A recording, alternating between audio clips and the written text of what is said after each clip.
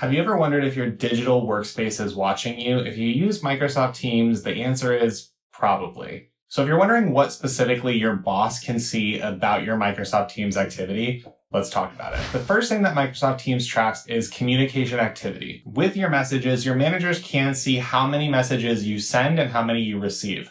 While they can't necessarily see the exact content of what is in the messages, they can see the activity that's happening on the messaging side. We're going to talk about later something called e-discovery that allows managers to see specifically what you're writing.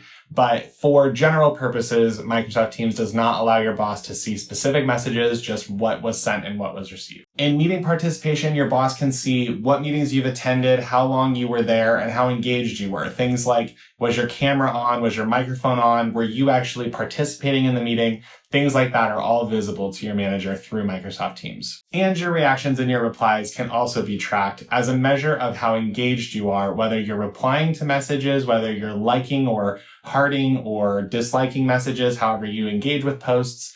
That will show up on your engagement report as part of the Microsoft Teams report that your manager will see. The second bucket is overall user metrics. Things like daily and weekly activity metrics. And that shows your manager how and when you're using Microsoft Teams. If you're only using it for the first 4 hours of the day and not all the last 4 hours of the day, things like that show up. And channel and team specific engagement shows up too. If you're engaging in group chats, if you're engaging in individual channels, it'll show up as part of your engagement report with how often you're using Microsoft. The third big bucket is device and app usage. This tracks the devices you're using, whether you're using your work laptop, your personal phone, wherever you're logged into Microsoft Teams, it will track that information. And it'll show which apps that you're using within Microsoft Teams. So if you're using internal integrations, if you're using part of the Microsoft suite, it'll all show up if you're using it within Microsoft Teams. The activity that's tracked within those apps is not necessarily what you're doing in every specific app. So it's not tracking what words you're typing out or things like that, but it's more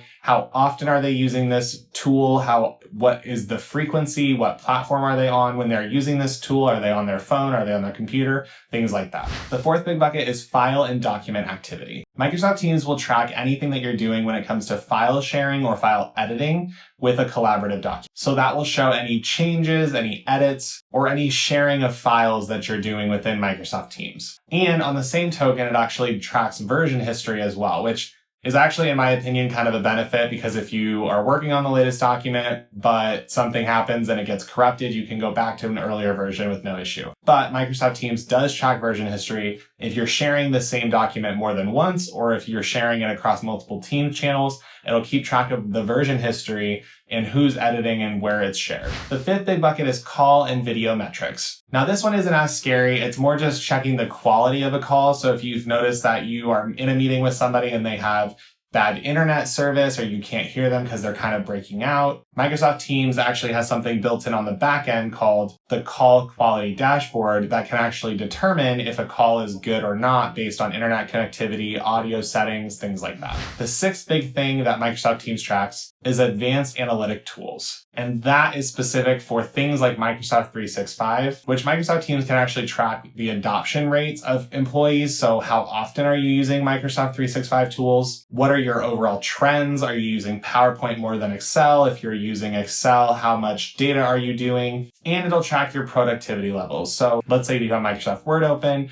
Are you just kind of there leaving it open? Are you actually working in the document? Are you collaborating, or what are you doing in Microsoft Word or Excel or PowerPoint, whatever 365 covers? It'll track your productivity level inside of those apps as well. And the last thing is e-discovery, which I talked about at the beginning. Your boss cannot see your individual messages that you send in a private chat or in a group chat if your boss is not part of those group chats. They cannot see specifically what you're writing unless it's part of an e-discovery process, which is if the company ever gets sued or if there's some sort of legal something that happens, if lawyers come in and subpoena and they say, as part of the discovery process, we need to look at these messages and see, did something happen?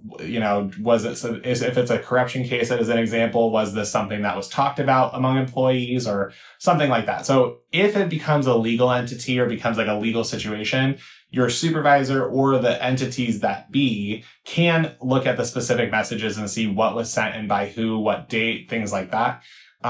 Very rarely does that happen, but just keep in mind if you are messaging something to someone, always keep in the back of your mind, would this look bad if a lawyer were to sit and look at this as part of a legal case, if you're sending stuff that maybe would not look good in a courtroom, maybe think about resending something different or not sending anything at all. So let's talk about how can you protect yourself as an employee. Oftentimes people think about Big Brother's watching as a really bad thing that say, oh, well, you might look at my productivity levels and you might say, wow, I'm not working very hard, but maybe I'm not working on Microsoft Teams. Maybe I'm working on my personal phone. I know that has happened to me where I'm maybe not working at my computer, but I'm still working, or I'm going to FedEx to ship something or whatever. Just know that this is not something that is going to make or break a lot of people's employment status. Your company doesn't really have time in most cases to sit and look at your Microsoft Teams report every single week, every single quarter. But it's always important to keep in mind a couple things. First, you want to understand what is your company's policy regarding analytics and employee tracking. This information should be available somewhere, and if it's not, you should be able to request what is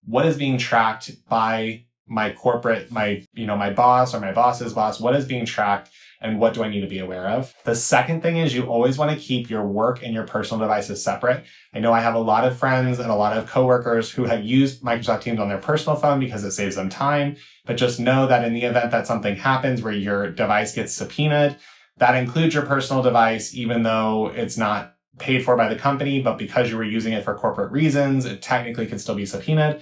So just keep that in mind when it comes to keeping your personal device and your work device separate. Keep the tracking separate, and it just makes it easier overall. Be very prudent in your conversations. Anything that you type can and potentially might be looked at in a court of law or something. If Microsoft Teams turns over, if Microsoft turns over your chats, is that something that you want other people to see? If the answer is no, then maybe think about sending or not sending anything at all. And the last thing is just to be professional. When you're using Microsoft Teams, you kind of have to remind yourself, sometimes it might be a little bit comfortable to not be your best version of yourself at work, especially if you work remotely, like I've worked remotely. Sometimes you show up in sweatpants, but you have to remember that Microsoft Teams is a professional tool, and technically the company is able to look at what you're doing on Microsoft Teams. So just make sure that you are aware of what professionalism looks like, and make sure that anything that you put on your company device is something that you would be able to justify in the future. If you're also wondering if your company is tracking your device in other ways, check out this video that I made about is your company monitoring you and the softwares to look out for. And with that, I will see you on the next one.